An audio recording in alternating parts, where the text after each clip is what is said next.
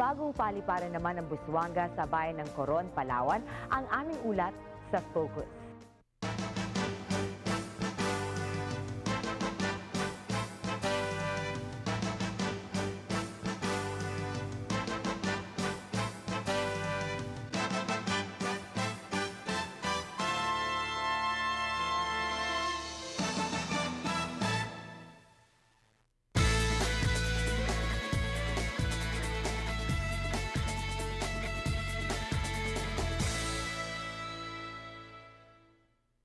Isang Palawan sa mga may pagmamalaking isla sa Pilipinas at malaking bahagi ng kabuhayan rito ay mula sa mga turistang dumarating.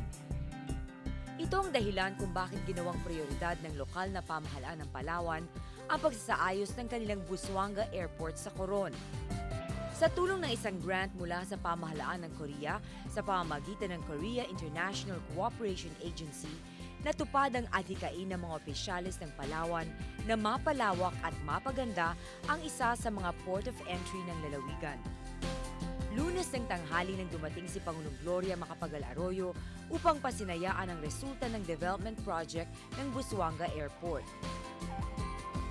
Kabilang sa mga renovasyong ginawa ang pagsasaayos sa mga cracks sa runway, ang pagkongkreto ng Macadam Runway, ang pagsisemento sa airport apron, pagtatayo ng bagong passenger terminal building at ang renovation ng mga nakatayo ng gusali rito. Umabot sa 3 milyong dolyar ang proyekto at inaasahan rin na mas malaki ang kita na papasok mula sa mga bumibisitang turista.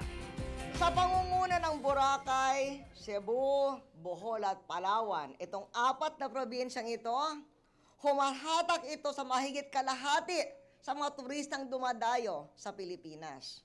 Kaya congratulations sa inyo. Kaya naman ang prioridad dito ay pamumuhunan sa turismo. Isa lamang ang airport na ito sa mga bilang ng airport sa Palawan na inaasikaso ng lokal na pamahalaan upang mapaganda. Nang sa gayon ay maging komportable ang mga dayuhan at maging mga lokal na bisita sa tuwing darating sila sa Palawan.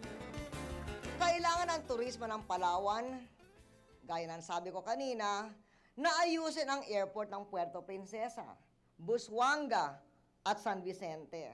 Yun ang sinabi ko noong 2006. At kailangan magtayo ng bagong airport sa Balabac.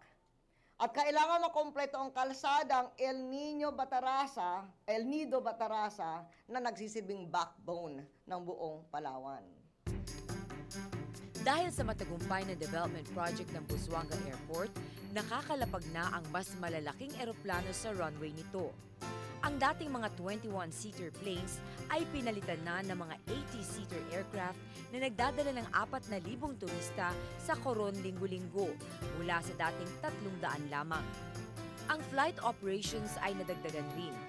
Mula sa 2 airline companies, 4 na ang bumabiyahe papuntang Coron.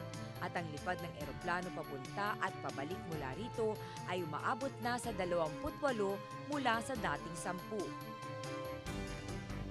At tamang-tama nga, we're opening this airport as we open the start of the holiday season. Habang papalapit ang Kapaskuhan, dapat nating bilangin ang ating mga grasya at higit na pag-asa at kumpiyansa harapin ang kinabukasan. Sana'y nagdulot ng inspirasyon sa inyo ang mga proyektong aming ipinakita. Sa mga susunod nating episodes, ibabahagi namin sa inyo ang pagtupad ng Panguluhan sa kanyang State of the Nation Address, ang pagpapalakas ng rehiyon sa bansa at pagpapaunlad sa ating ekonomiya. Sa ngalan ni Julina Magdangal, ako po si Veronica Jimenez at ito ang The Working President.